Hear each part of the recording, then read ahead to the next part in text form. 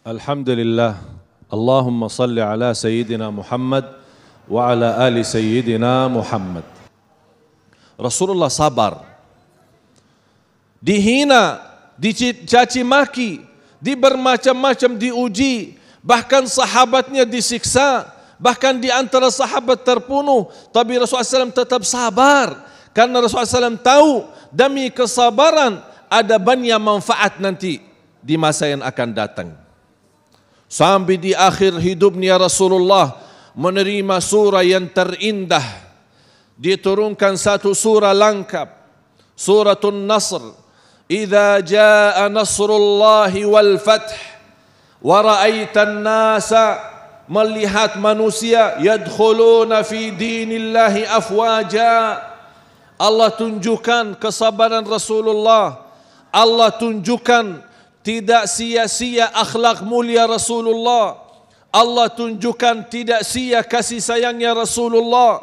Yadkhuluna fi dinillahi afwaja, berkelompok-kelompok, ramai-ramai datang masuk Islam.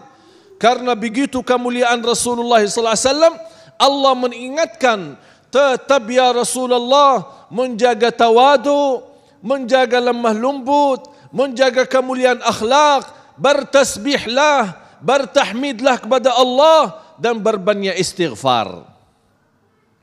Berarti apa yang diterima oleh Rasulullah sesudah proses ujian yang begitu panjang. Anaknya semua meninggal dunia. Istri-istri Rasulullah sallallahu alaihi wasallam yang tersayang Siti Khadijah meninggal dunia. Tidak ada di antara anak lelaki Rasulullah, laki-laki Rasulullah SAW sudah meninggal dunia masa kecilnya mereka. Yang tersisa perempuan, bahkan di hidupnya Rasulullah perempuannya pun meninggal dunia. Yang tersisa hanya Siti Fatimah. Sesudah wafat Rasulullah 6 bulan kemudian Siti Fatimah meninggal dunia. Tapi semua apa yang dihadapi oleh Rasulullah, hal yang baik dia syukuri, hal yang buruk dia hadapkan dengan sabar, dan tidak pernah putus asa, dan tidak pernah kekurangan kepercayaannya dan keyakinannya kepada Allah sampai Allah membuktikan janjinya. Wa ra'aitan nasa yadkhuluna fi dinillahi afwaja fasabbih bihamdi rabbika wastaghfir. Rasulullah mendapatkan kemenangan Fath Makkah. Inna fatahna laka fathan mubina. Menang membuka Makkah, kota yang suci yang selama ini dikuasai oleh kufar Quraisy. Allah Subhanahu wa taala membukakan Makkah tanpa ada perang. Ini membuat Rasulullah sangat bangga terhadap janji Allah. Inna fatahna laka fatham mubina. Tapi Rasulullah SAW menerima pemenangan itu dengan rendah hati. Bahkan disebutkan dalam riwayat ketika Rasulullah masuk Makkah, dia merendahkan kepalanya sambil membaca Inna fatahna laka fatham mubina. Inna fatahna laka fatham mubina. Dia tidak merasa sombong.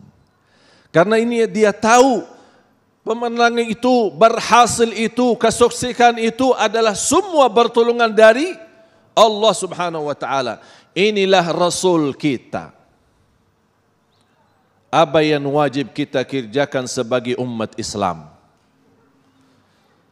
Salah satu yang membuat saya bangga dan bahagia berada di Indonesia karena budaya Indonesia. Perhatian Indonesia luar biasa. Persatuannya luar biasa. Perbedaan suku budaya, bahkan berbeda bahasa. Saya melihat jamaah haji berkelompok-kelompok, tapi kalau ada di antara jamaah kehilangan jamaahnya, dia dari daerah mana bertemu jamaah di daerah lain, apalagi orang kampung belum bisa bahasa Indonesia, hanya menggerakkan kepalanya atau bagi bahasa kampungnya, tapi disambut sama jamaah lain. Dilayani, diperhatikan, dikasih sayang, diberikan makan dan minum. Bahkan saya lihat dengan mata sendiri, ada seorang ibu tinggalin tempat tidurnya untuk ibu supaya dia lihat nyaman dan istirahat di tempat tidurnya. Subhanallah. Ini bukan amalan biasa Bapak Ibu. Ini salah satu amalan barangkali kita melihat dengan mata biasa-biasa saja, kita sehari-hari lakukan. Tapi ternyata di sisi Allah sangat mulia dan sangat agung. Kalau binatang saja kita kasih sayang, Allah balas dengan ampunan dosa, bahkan terjamin masuk surga. Apalagi kasih sayang kepada manusia, apalagi kasih sayang kepada sesama muslim. Dan orang mukmin, orang muslim di sisi Allah jauh lebih agung dan mulia daripada Ka'bah sendiri. Faham enggak Bapak Ibu? Kita semua jamaah Indonesia bercita-cita haji, bercita-cita umrah, bertahun-tahun kumpulkan dana supaya bisa haji dan umrah. Subhanallah. Begitu dia sampai ke sana melihat Ka'bahnya sudah menangis duluan. Bapak Ibu, bagaimana kita menagungkan Al-Ka'bah? Ternyata orang mukmin jauh lebih agung di sisi Allah. Bagaimana ceritanya? Sesaat lagi. Seorang muslim di sisi Allah lebih mulia daripada Ka'bah sendiri.